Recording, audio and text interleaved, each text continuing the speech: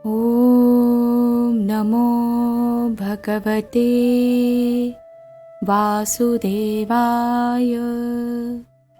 8वां अध्याय। भरत जी का मृग के मोह में फंसकर मृग योनि में जन्म लेना।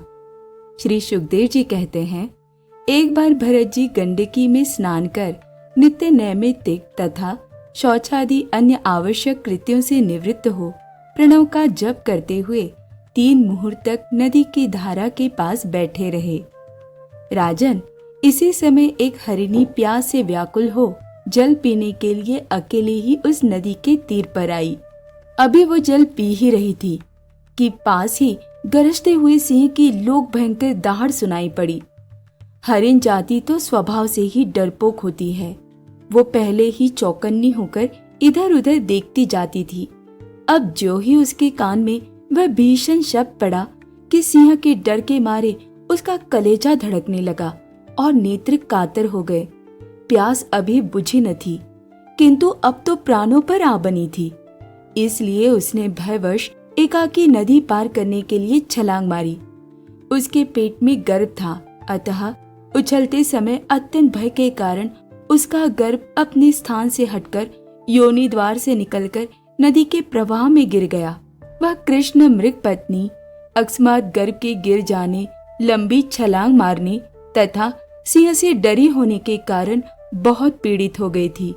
अब अपने झुंड से भी उसका बिछो हो गया, इसलिए वह किसी गुफा में जा पड़ी और वहीं मर गई। राजा श्री भरत ने देखा कि बेचारा हरिणी का बच्चा अपने बंधुओं से बिछुड़कर नदी के प्रवाह में बह रहा है। इससे उन्हें उस पर बड़ी दया आई और वे आत्मीय के समान उस मातृहीन बच्चे को अपने आश्रम पर ले आए। उस मृग छोने के प्रति भरत जी की ममता उत्तरोत्तर बढ़ती ही गई। वे नित्य उसके खाने पीने का प्रबंध करने, व्याघ्रादि से बचाने, लाड़ लड़ाने और पुचकारने आदि की चिंता में ही डूबे रहने लगे। कुछ ही दिनों में उनके यम, नियम और भगवत पूजा आदि आवश्यक कृत्य एक एक करके छूटने लगे और अंत में सभी छूट गए। उन्हें ऐसा विचार रहने लगा, अहो कैसे खेद की बात है, इस बेचारे दीन मृग छोने को काल चक्र के वेग ने अपने झुंड, सूरत और बंधुओं से दूर करके मेरी शरण में पहुंचा दिया है। ये मुझे ही अपना माता पिता, भाई बंधु और युद्ध के साथी संगी समझता है। इसे मेरे सिवा और किसी का पता नहीं है और मुझ में इसका विश्वास भी बहुत है। मैं भी शरणागत की उपेक्षा करने में जो दोष है उन्हें जानता हूँ। इसलिए मुझे अब अपने इस आश्रित का सब प्रकार की दोष बुद्धि छोड़कर अच्छी तरह पालन पोषण और प्यार दुलार करना चाहिए। निश्चय ही शांत स्वभाव और दीनों की रक्षा करने वाले परोपकारी सज्जन ऐसे शरणागत की रक्षा के लिए अपने बड़े से बड़े स्वार्थ की भी परवाह नहीं करते। इस प्रकार उस हरिण के बच्चे में आसक्ति बढ़ जाने से बैठते, सोते, टहलते, ठहरते और भोजन करते समय भी उनका चित्त उसके स्नेह पाश में बंधा रहता था। जब उन्हें कुश, पुष्प, समिधा, पत्र और फल मूलादि लाने होते तो भेड़ियों और कुत्तों के भय से उसे वे साथ लेकर ही वन में जाते। मार्ग में जहाँ तहाँ कोमल घास आदि को देखकर मुग्ध भाव से वह हिरण शावक अटक जाता तो वे अत्यंत प्रेम पूर्ण हृदय से दयावश उसे अपने कंधे पर चढ़ा लेते। इसी प्रकार कभी गोद में लेकर और कभी छाती से लगाकर उसका दुलार करने में भी उन्हें बड़ा सुख मिलता। नित्य नैमित्तिक कर्मों को करते समय भी राज राजेश्वर भरत बीच बीच में उठ उठकर उस मृग बालक को देखते और जब उस पर उनकी दृष्टि पड़ती तभी उनके चित्त को शांति मिलती। उस समय उसके लिए मंगल कामना करते हुए वे कहने लगते, बेटा तेरा सर्वत्र कल्याण हो। कभी यदि वह दिखाई न देता तो जिसका धन लुट गया हो उस दीन मनुष्य के समान उनका चित्त अत्यंत उद्विग्न हो जाता और फिर वे उस हरिणी के बच्चे के विरह से व्याकुल एवं संतप्त हो करुणावश अत्यंत उत्कंठित एवं मोहाविष्ट हो जाते तथा शोकमग्न होकर इस प्रकार कहने लगते, अहो क्या कहा जाए, क्या वह मातृहीन दीन मृग शावक दुष्ट बहेले की सी बुद्धि वाले मुझ पुण्यहीन अनार्य का विश्वास करके और मुझे अपना मानकर मेरे किए हुए अपराधों को सत्पुरुषों के समान भूलकर फिर लौट आएगा? क्या मैं उसे फिर इस आश्रम के उपवन में भगवान की कृपा से सुरक्षित रहकर निर्विघ्न हरी हरी धूप चरते देखूंगा? ऐसा न हो कि कोई भेड़िया, कुत्ता, गोल बांधकर विचरने वाले शुक्रादि अथवा अकेले घूमने वाले व्याघ्रादि ही उसे खा जाए। अरे, संपूर्ण जगत की कुशल के लिए प्रकट होने वाले वेद त्रयी रूप भगवान सूर्य अस्त होना चाहते हैं, किंतु अभी तक वह मृगी की धरोहर लौटकर नहीं आई। क्या वह हरिण राजकुमार मुझ पुण्यहीन के पास आकर अपनी भांति भांति की मृगशावकोचित मनोहर एवं दर्शनीय क्रीड़ाओं से अपने स्वजनों का शोक दूर करते हुए मुझे आनंदित करेगा? अहो, जब कभी मैं प्रणय कोप से खेल में झूठ मूठ समाधि के बहाने आंखें मूंद कर बैठ जाता, तब वह चकित चित्त से मेरे पास आकर जल बिंदु के समान कोमल और नन्हे नन्हे सिंगों की नोक से किस प्रकार मेरे अंग को खुजलाने लगता था। मैं कभी कुशों पर हवन सामग्री रख देता और वह उन्हें दांतों से खींचकर अपवित्र कर देता, तो मेरे डांटने डपटने पर वह अत्यंत भयभीत होकर उसी समय सारी उछल कूद छोड़ देता और ऋषि कुमार के समान अपनी समस्त इंद्रियों को रोककर चुपचाप बैठ जाता।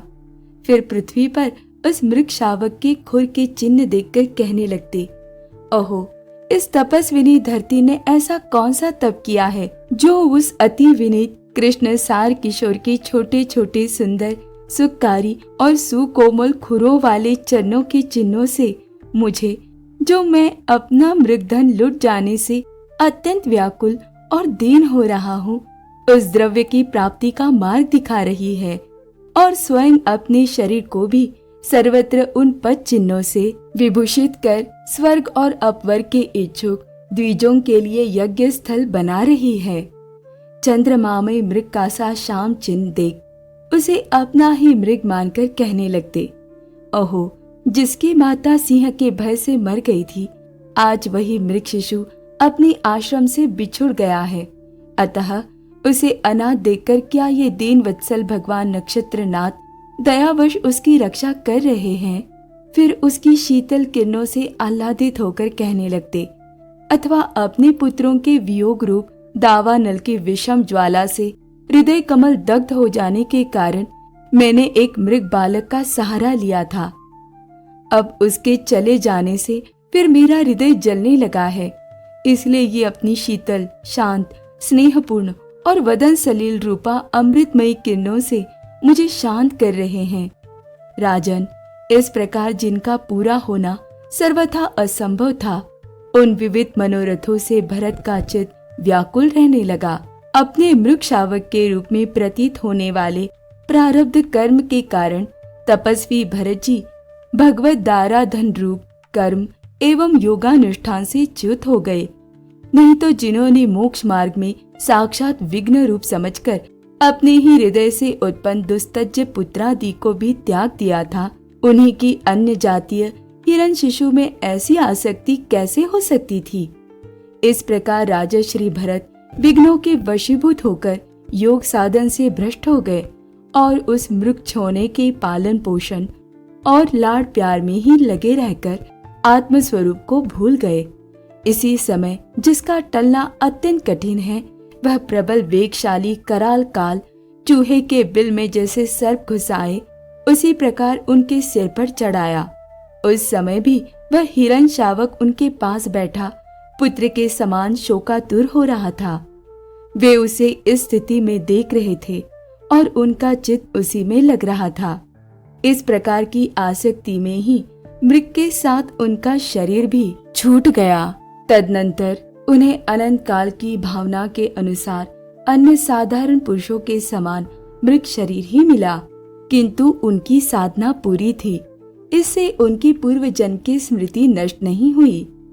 उस योनि में भी पूर्व जन्म की भगवत धारा धना के प्रभाव से अपने मृग रूप होने का कारण जानकर वे अत्यंत पश्चाताप करते हुए कहने लगे, ओहो, बड़ी खेद की बात है मैं संयमशील महानुभावों के मार्ग से पतित हो गया। मैंने तो धैर्यपूर्वक सब प्रकार की आसक्ति छोड़कर एकांत और पवित्र वन का आश्रय लिया था।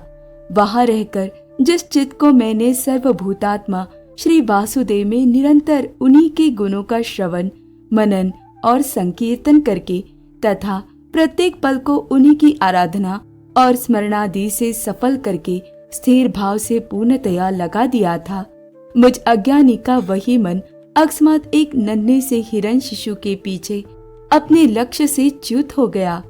इस प्रकार मृग बने हुए राजा श्री भरत के हृदय में जो वैराग्य भावना जागृत हुई, उसे छिपाए रखकर उन्होंने अपनी माता मृगी को त्याग दिया और अपनी जन्मभूमि कालंजर पर्वत से वे फिर शांत स्वभाव मुनियों के प्रिय उस शाल ग्राम तीर्थ में, जो भगवान का क्षेत्र है, पुलत्स्य और पुलह ऋषि के आश्रम पर चले आए।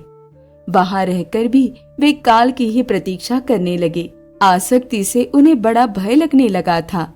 बस अकेले रहकर वे सूखे पत्ते, घास और झाड़ियों द्वारा निर्वाह करते मृग योनि की प्राप्ति कराने वाले प्रारब्ध के क्षय की बाट देखते रहे। अंत में उन्होंने अपने शरीर का आधा भाग गंडकी के जल में डुबाए रखकर उस मृग शरीर को छोड़ दिया। ओम नमो भगवते वासुदेवाय।